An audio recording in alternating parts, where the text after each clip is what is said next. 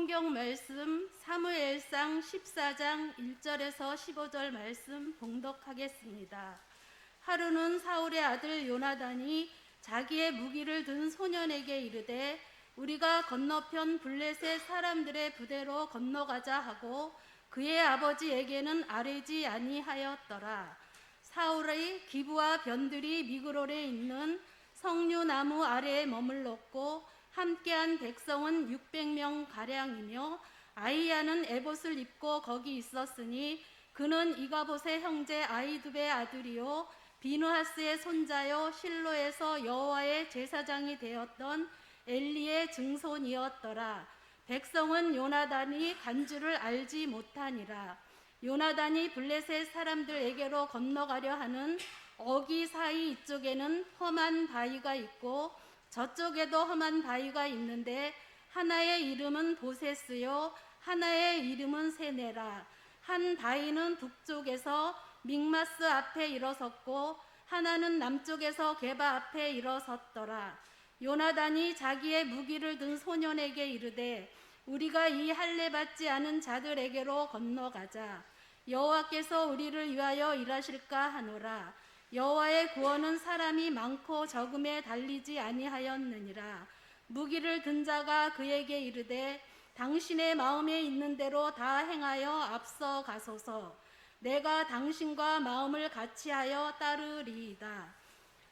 요나단이 이르되 보라 우리가 그 사람들에게로 건너가서 그들에게 보이리니 그들이 만일 우리에게 이르기를 우리가 너희에게로 가기를 기다리라 하면 우리는 우리가 있는 곳에 가만히 서서 그들에게로 올라가지 말 것이요 그들이 만일 말하기를 우리에게로 올라오라 하면 우리가 올라갈 것은 여호와께서 그들을 우리 손에 넘기셨음이니 이것이 우리에게 표징이 되리라 하고 둘이 다 블레셋 사람들에게 보이매 블레셋 사람이 이르되 보라 히브리 사람이 그들이 숨었던 구멍에서 나온다 하고 그 부대 사람들이 요나단과 그의 무기를 든 자에게 이르되 우리에게로 올라오라 너희에게 보여줄 것이 있느니라 한지라. 요나단이 자기의 무기를 든 자에게 이르되 나를 따라 올라오라 여호와께서 그들을 이스라엘의 손에 넘기셨느니라 하고 요나단이 손발로 기어 올라갔고 그 무기를 든 자도 따랐더라. 블레셋 사람들이 요나단 앞에서 엎드러짐에 무기를 든 자가 따라가며 죽였으니 요나단과 그 무기를 든 자가 반나절같이 땅 안에서 처음으로 쳐 죽인 자가 20명 가량이라.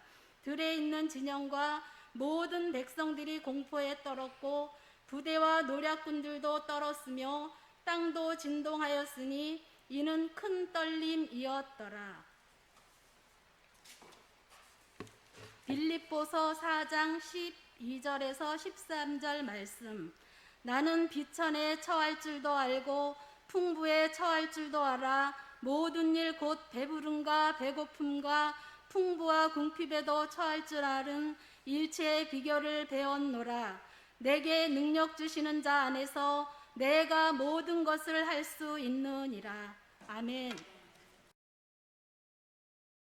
성경을 읽다 보면 가끔씩 하나님의 구원 역사 속에 우리가 생각하는 멋진 사람들만 있는 것은 아니고 우리 눈에 잘 띄지 않지만 그 사람이 없으면 그 역사가 이루어지지 않는 그런 조연과 같은 인물들이 성경에 참 많이 있습니다.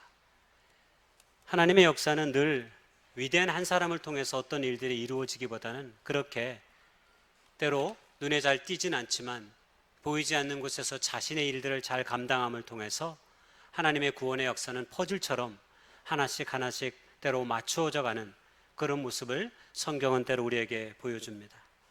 특별히 요즘 아침 큐티로 에레미야서를 읽다 보니까 굉장히 이전에 잘 알지 못했던 그런 사람들이 눈에 많이 띕니다.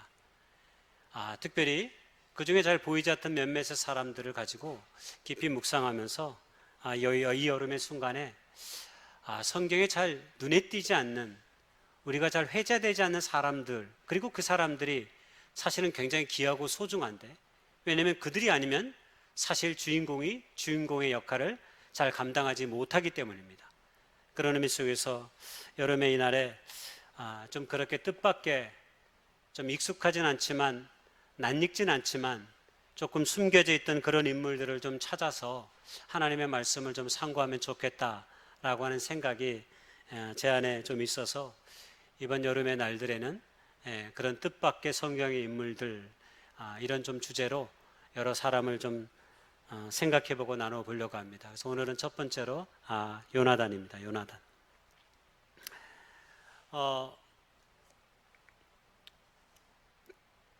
제가 보는 잡지 중에 하나가 창작가 비평이 있는데 창작가 비평이 이번 여름호에 최형국 선생님이라고 얼마 전에 돌아가신 이분에 대한 그 연명 평론가의 평론의 글이 실렸습니다. 근데 제목이 뭐였냐면 자유인 최형국이었습니다. 자유인. 굉장히 저분에 대한 여러 가지 그 호칭이 많은데요. 또 다른 하나는 풍우나 뭐 이런 이름이 있습니다. 이분이 굉장히 부유한 가정에서 태어났어요. 아버지가 탄광의 그 흥국탄광이라고 강원도의 큰 업체 사장이셨습니다. 대표였습니다. 그리고 그 아버지의 가업을 그대로 이어받은 사람이 바로 저 최형국 선생입니다.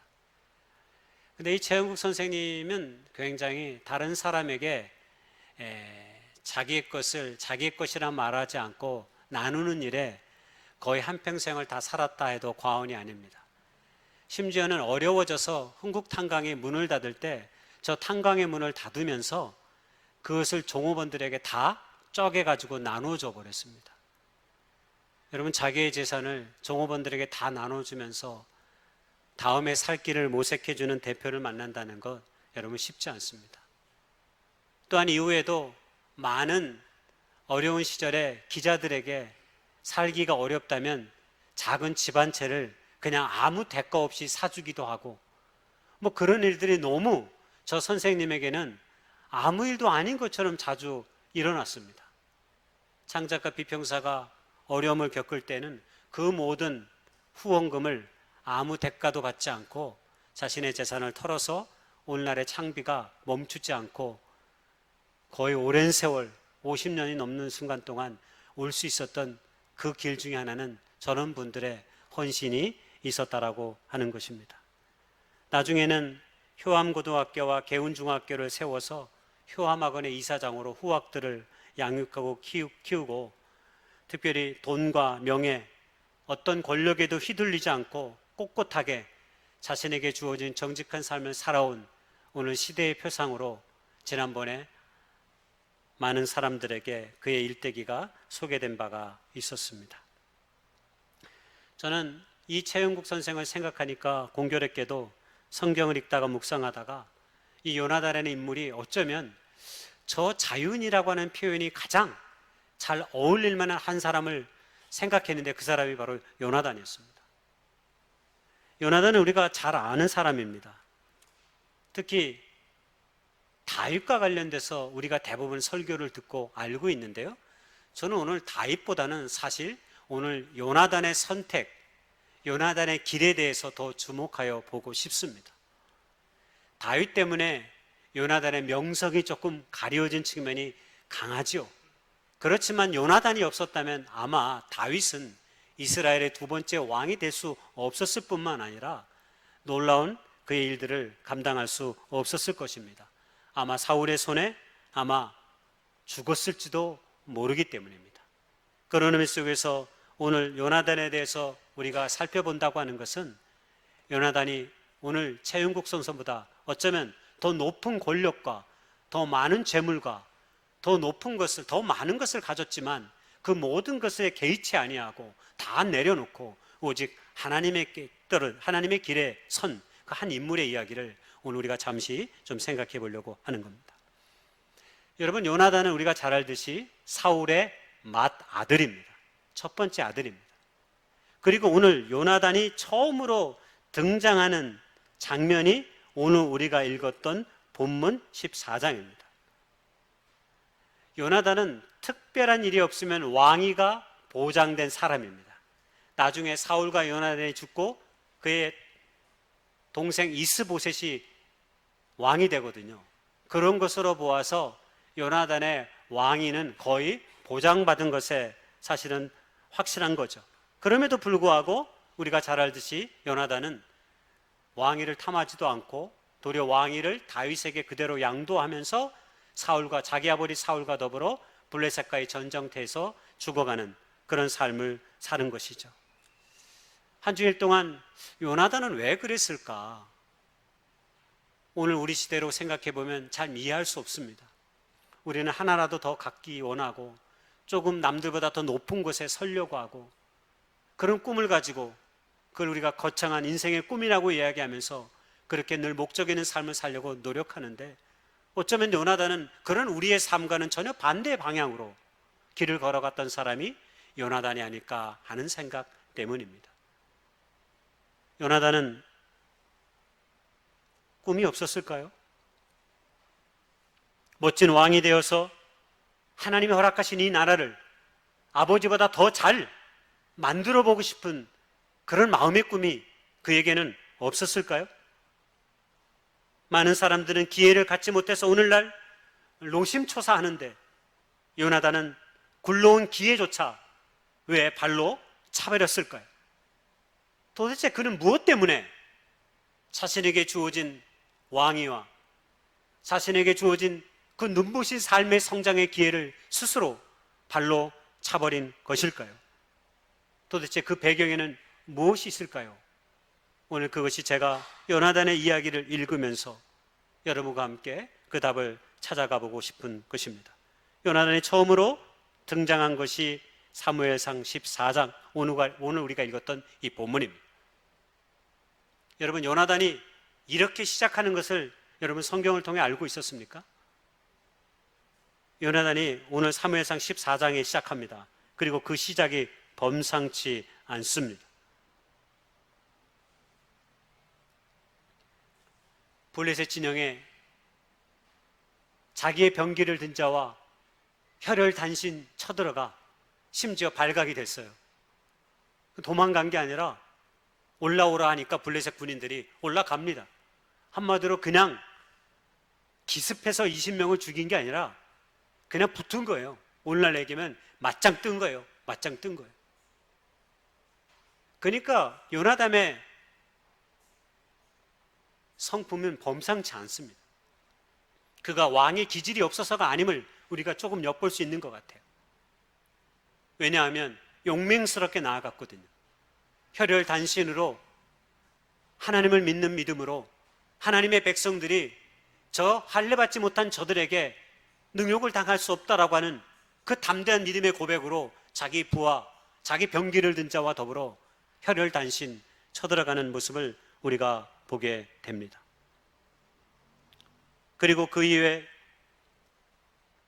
요나단의 인간됨을 보여주는 이야기가 그 후에 나옵니다.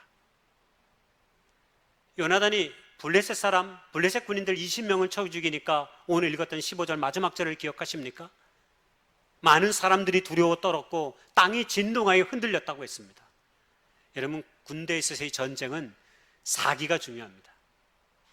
옛날에는 지금처럼 어떤 병기의 차이가 심하지 않았기 때문에 군대의 어떤 사기가 전쟁을 가르는 승패의 강력한 요인이 되는 거죠. 바로 블레셋의 혈혈단신으로 뛰어들어갔던 요나단의 선택을 통해서 이스라엘의 진영은 사기가 충천했습니다. 그래서 우리가 그 후에 읽진 않았지만 블레셋의 군인들을 블레셋을 몰아냅니다.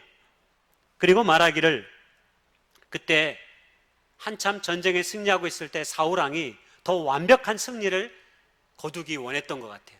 그래서 어떤 명령을 내렸냐면 부하들에게 일체의 음식을 먹지 말라라고 하는 명령을 내렸습니다. 그 이야기는 아마도 굳은 정신으로 이 전쟁을 아마 긴장감을 배가시켜서 이기고 싶었던 아마 사울의 마음에 있었던 것 같아요. 근데 음식을 먹지 말고 전쟁에 임하라고 하는 이야기를 요나단은 듣지 못했습니다. 그래서 마침 그때가 야생꿀이 맡은 시기였기 때문에 눈에 보이는 벌집을 발견하고 벌의 꿀들을 먹었습니다. 성경 사무엘사 14장 27절에는 재미있게 묘사되어 있는데, 이 부분이 요나단이 그 벌꿀을 먹으니까 눈이 밝아졌다 그랬습니다.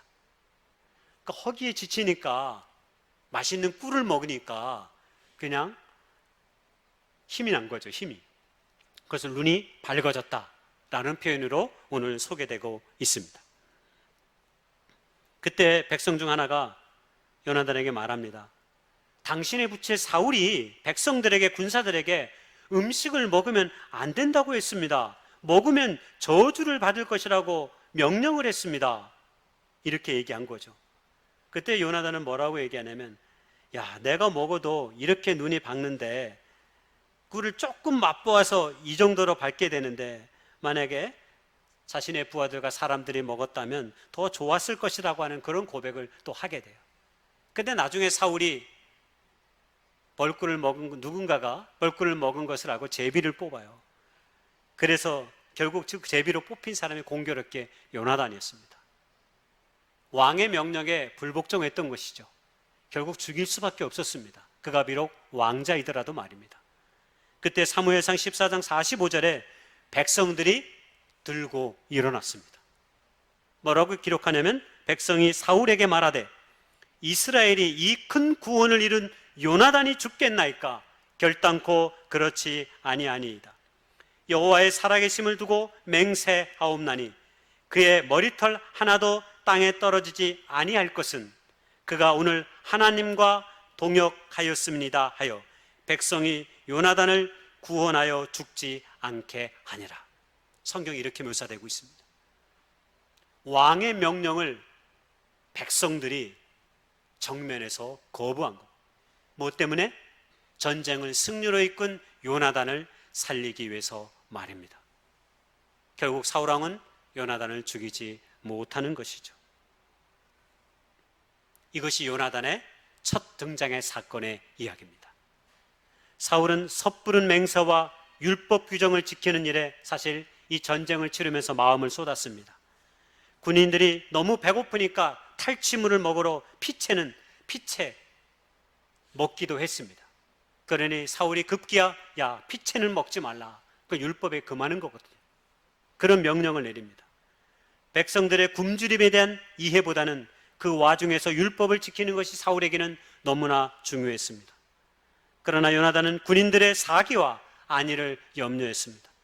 블레셋과의 전쟁을 이기는 그 자체도 중요하지만 결국 이 전쟁을 이기기 위해서는 군인들이, 백성들이 싸움을 잘할 수 있도록 여건을 조성해 주는 것이 그는 참된 지휘관의 역할이 아니었나, 아니면 그의 성품 때문이었는지도 모르겠습니다. 제가 좋아하는 정현종 시인의 비스듬히라고 하는 시가 있습니다. 제가 한번 읽어보겠습니다. 생명은 그래요. 어디 기대지 않으면 살아갈 수 있나요? 공기에 기대고 서 있는 나무들을 좀 보세요. 우리는 기대는 데가 많은데 기대는 게 맑기도 하고 흐리기도 하니 우리 또한 맑기도 흐리기도 하지요. 비스듬히 다른 비스듬히를 바치고 있는 이요. 나무가 어디에 기대고 서 있다고요? 공기에 기대고 서 있다고 그랬어요. 정윤정 시인에 의하면 모든 나무들은 공기에 기대어 서 있습니다. 뭘 말하고자 하는 것일까요? 서로가 서로의 삶을 지탱한다는 거예요. 서로가 서로의 삶을 지탱해 줘야 삶이 유지된다는 거예요. 우리는 나 혼자 모든 것을 이룰 수 있다라고 생각하며 착각하며 살아가지만 시인은, 그리고 성경은 언제나 우리에게 사람이 필요함을, 내 옆에 있는 사람이 필요함을 우리에게 끊임없이 가르쳐 줍니다. 서로를 향해 기대고 있는 삶, 저는 이것이 깊은 마음을 가진 사람들의 특징이라고 생각합니다. 저는 요나단이 가졌던 마음의 실체가 이것이 아니었을까 싶어요. 서로를 향해 기대지 않으면 더 나은 민족의 역사도 만들 수 없고 더 나은 삶도 결코 완성될 수 없다는 것. 서로를 향해 기대어 서 있을 때 내 삶이 완성되어지고 이루어질 수 있다고 하는 그 놀라운 신비의 비밀 말입니다. 예수를 믿고 우리가 주님의 백성이 된다는 것은 이런 것입니다. 바울이 빌립보서 4장 12절과 13절을 통해서 고백한 것은 때로 그것이기도 합니다. 그리고 더 분명하게는 빌레몬서의 편지를 통해서 나타나고 있기도 합니다. 여러분, 빌레몬서 아십니까? 사도 바울이 빌레몬의 종으로 있던 오네시모를 빌레몬에게 다시 돌려보내면서 빌레몬에게 당부를 합니다. 오네시모에 대해서 뭐라고 빌레몬에게 당부하냐면 16절에 이렇게 기록되어 있습니다. 이후로는 오네시모를 종과 같이 대하지 아니하고 종 이상으로 곧 사랑받는 형제로 둘 자라. 내게 특별히 그리하거든 하물며 육신과 주 안에서 상관된 내게라. 그러므로 내가 나를 동역자로 알지인데 그를 영접하기를 내게 하듯 하라. 종으로서 빌레몬의 집에 다시 돌려보내는 오네시모를 생각하면서 빌레몬에게 그를 종으로, 아니 종 이상으로, 아니 사랑받는 형제로 이제 네가 두라라고 얘기합니다. 여러분, 그때는 노예제 사회입니다. 빌레몬은 오네시모 말고도 많은 종들을 거느리고 있었던, 많은 노예를 거느리고 있었던 부유한 사람이었습니다. 그러나 그리스도 예수 안에서 변화된 오네시모를 향해, 그리고 빌레몬을 향해 바울은 그를 더 이상 종이 아닌 형제로 대하라라고 말하는 것입니다. 그리스도인들은 그렇게 서로를 향해 기대어 서 있는 자들입니다. 저는 요나단이 이런 깊은 마음으로 사람을 바라보고 어쩌면 다윗을 생각하고 바라보지 않았을까 하는 마음을 갖습니다. 그래서 요나단은 사람을 자기 욕망의 수단으로 삼거나 세상적인 관습을 뛰어넘는 우정을 바로 다윗이라고 하는 사람을 통해서 보여주고 있는 것이죠. 여러분, 우리가 잘 알듯이 정치적으로 생각하면 요나단과 다윗의 관계는 군신 관계입니다. 왕자와 신하의 관계입니다. 우정을 쌓을 수 없는 관계입니다. 그리고 그 둘의 나이 차이는 여러분 10살이 넘습니다. 친구일 수 없습니다. 세상적인 관습으로 말입니다. 그러나 요나단은 이 모든 것을 다 뛰어넘는 거죠. 그는 맏아들이었고 요나단은 백성들의 신망조차 받았습니다. 앞서 우리가 14장 15절 읽었잖아요. 백성들이 요나단의 용맹스러움을 사랑했습니다. 그의 깊은 마음을 사랑했습니다. 요나단이 모자라서 이스라엘의 두 번째 왕이 될 수 없었던 것이 아닙니다. 요나단이 뭔가 지혜가 부족하고 왕자로서의 자질이 없어서 다윗에게 그의 왕권을 양보한 것이 아니다라고 하는 것입니다. 14장 이후에 요나단은 블레셋의 장수 골리앗을 물리친 다윗의 이야기를 보게 되고 그 다윗이 그때부터 사울의 궁정에서 같이 살게 되었습니다. 아마 요나단은 가까이서 다윗을 목격할 수 있었습니다. 블레셋 장수 골리앗을 물리친 다윗뿐만 아니라 가까이서 다윗의 아마 품성과 그의 성정을 가까이서 아마 확인할 수 있었을 것입니다. 아마 그런 사실들이 그로 하여금 다윗에 대해서 군신관계가 아닌 친구, 아니 그 이상의 그는 왕으로서의 자질을 갖추고 있는 하나님의 사람이었구나라고 하는 그런 생각에까지 이르게 되지 않았을까 생각해 봅니다. 자고로 권력은 우리말에 나누지 않는 법이라고 했습니다. 여러분, 우리가 알고 있는 조선 왕조 시대의 가장 참혹한 일 중에 하나가 어떤 것입니까? 그 사건 중에 하나는 사도세자가 뒤주에 갇혀 죽은 일입니다. 그 사도세자, 자기 아들을 뒤주에 갇혀 죽인 이가 영조입니다. 그런데 많은 역사학자들은 이런 사실들에서 다양한 해석을 내놓고 있습니다. 사도세자가 워낙 미친 짓을 많이 해가지고 실제로 물론 사람을 죽이기도 합니다. 광증 때문에 결국 그러한 죽음을 자초했다. 또 늙은 영조가 망령이 나서 사도세자를 죽인 것이다 라고 보는 사람들도 있습니다. 그런데 최근의 역사학자들은 이성적으로 이 모든 것을 판단하고 이야기를 건넵니다. 그것은 무엇입니까? 냉정하게 권력은 나누어질 수 없다라고 하는 현실을 드러낸 하나의 사건일 뿐이다 라고 이야기하고 있는 것이죠. 유명한 철학자 니체는 삶 자체가 우리가 권력의 의지 가운데 있다라고 말한 최초의 철학자입니다.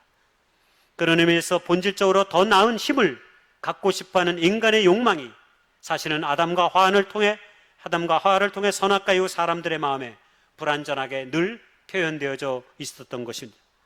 그런 의미에서 요나단은 아주 낯설죠. 아담과 하와 이후에 우리 마음속에 거짓된 욕망과 힘에 대한 숭배가 우리의 삶 가운데 자리 잡은 것이 오늘 이 땅을 살아가는 모든 사람들의 특징이라면 그런 측면에서 요나단은 아주 낯섭니다. 왜냐하면 그는 다윗을 인정하고 난 이후에 자신의 칼과 겉옷과 의복을 기꺼이 다윗에게 다 주기 때문입니다. 고대 사회에서나 오늘이나 사람들은 자신들이 갖고 있는 소유를 통해 자신의 신분과 자신의 힘을 드러내는 일에 익숙합니다. 고대 사회에서 의복은 더욱 큰 영향을 끼칩니다. 자신이 갖고 있는 의복은 자신의 신분과 자신의 높음을 상징하는 것이었습니다. 그래서 조선의 신하들은 왕궁에 들어갈 때, 그 다음에 평상시에 입는 옷, 여러 가지 구별된 옷들을 다 입어야만 했습니다. 오늘 이 땅을 살아가는 사람들에게는 여러 가지로 자신의 부유함을 자랑하고 자신의 높음을 자랑합니다. 공교롭게 지난주에 신세계 정용진 회장이 평소 SNS를 통해서 자신의 일상을 잘 공개하는 사람인데 그가 딸을 위해 요리를 하는 장면을 소개를 했습니다. 근데 사람들은 딸을 위해 요리하는 정용진에 주목한 게 아니라 그가 신은 슬리퍼에 주목하기 시작했습니다. 그가 신은 슬리퍼가 에르메스였기 때문입니다. 다행입니다. 우리 교인들은 놀라지 않는 거 보니까 에르메스와는 거리가 먼 사람들이기 때문에 세계 3대 명품이 있습니다. 그 중에 하나가 루이비통이고 두 번째가 샤넬입니다. 그리고 세 번째가 에르메스입니다. 정용진 회장이 신은 슬리퍼의 가격은 90만 원이었습니다. 그래도 안 놀라는 거 보니까 그만큼 신고 사시는지 모르겠네요. 슬리퍼 90만 원짜리 슬리퍼를 신고 있는 그의 일상을 인터넷에 공개가 됐습니다. 사람들은 부지런히 자기가 갖고 있는 것을 드러내기 위해서 애를 씁니다. 자신의 존재의 정체성이 자신의 신분을 드러내는 것을 통해 자신의 존재가 드러난다고 착각하기 때문입니다. 요즘은 그 어느 때보다도 사람들이 자기를 드러내려고 애를 씁니다. 유튜버들이 얼마나 많이 생겨나는지 몰라요. 요새 웬만한 사람이라면 자신의 이름으로 된 다 TV를 만들어서 유튜버들이 되어버렸습니다. 또 때가 되면 얼마나 많은 사람들이 자서전을 내면서 자신의 일대기를 기록하고 있는지 모릅니다. 그러나 그 중에 태반은 흔적도 없이 다 사라질 것들입니다. 그런데 하나라도 더 가지고 싶고 남들보다 조금이라도 더 높은 자리에 올라서고 싶은 마음으로 수단과 방법을 가리지 않는 오늘 우리들의 삶의 행태를 생각해 볼 때 오늘 요나단의 처신은 아주 특별하고 기이한 것이다라고 말씀드리고 싶습니다. 요나단은 자신의 신분에 대한 우월감이나 권력에 대한 의지나 그것보다 더 중요하게 생각하는 것이 있었던 것 같습니다. 여러분, 그것이 무엇입니까? 바로 하나님이 이루시는, 사람들을 통해 이루시는 하나님의 섭리와 주권을 그는 깨달았던 믿음의 사람이었던 것입니다. 바로 그것이 그로 하여금 사람에 대한 믿음이 깊었던 이유가 되는 것입니다. 다시 말하면 세상적인 관습과 눈으로 사람을 바라보거나 재단하지 않았다라고 하는 사실입니다. 하나님의 눈으로 사람을 바라보고 상황을 바라보면서 자신이 나아갈 바를 결정했다라고 하는 것입니다. 그래서 왕위를 기꺼이 다윗에게 양보할 수 있었던 것이고 그와 평생의 우정을 쌓을 수 있었던 것입니다. 저는 이런 요나단의 선택이야말로 바로 참된 자유자의 삶의 신앙을 가지고 살아간 사람이다라고 말씀드리고 싶은 것입니다. 앞서도 말씀드리지만 사람들은 자꾸 다윗과의 우정을 생각하면서 요나단을 바라볼 때가 많이 있습니다. 한마디로 다윗의 이야기에 끼어든 요나단처럼 말입니다. 그러나 그것 아닙니다.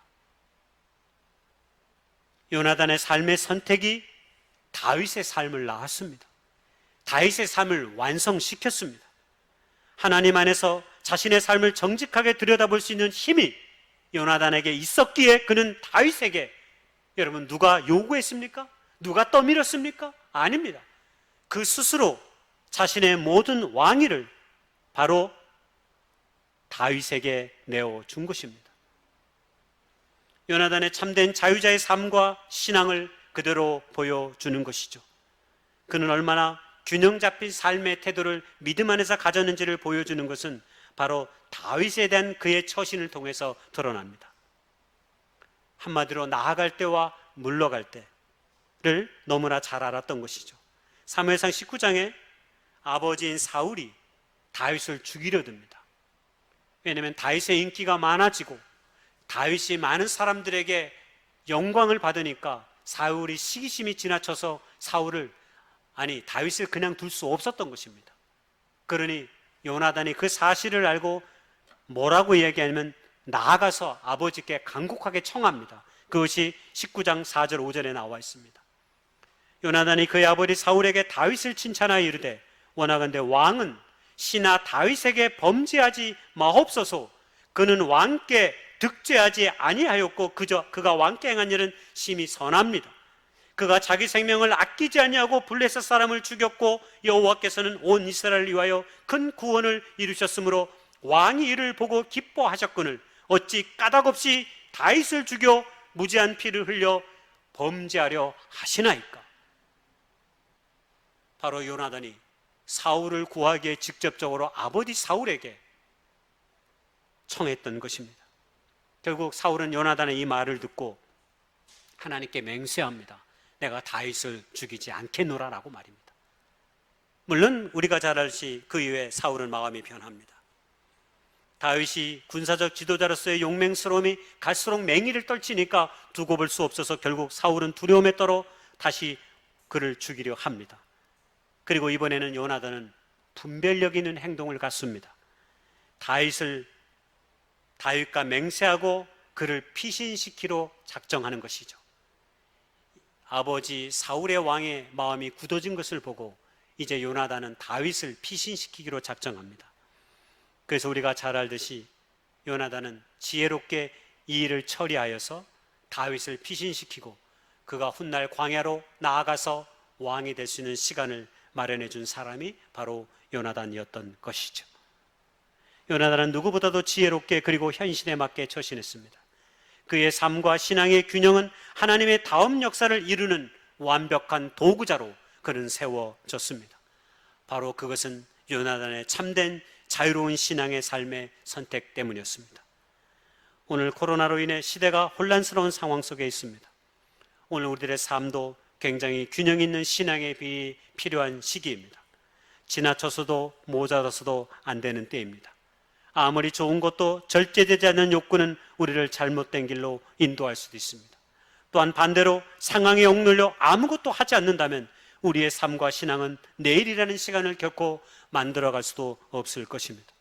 그러므로 우리는 오늘이라고 하는 시간 속에 할 수 있는 한 최선을 다해 믿음 안에서 소소한 행복을 주어진 여건 가운데서 만들어가는 지혜와 믿음이 우리 안에 있어지기를 무엇보다 소망합니다.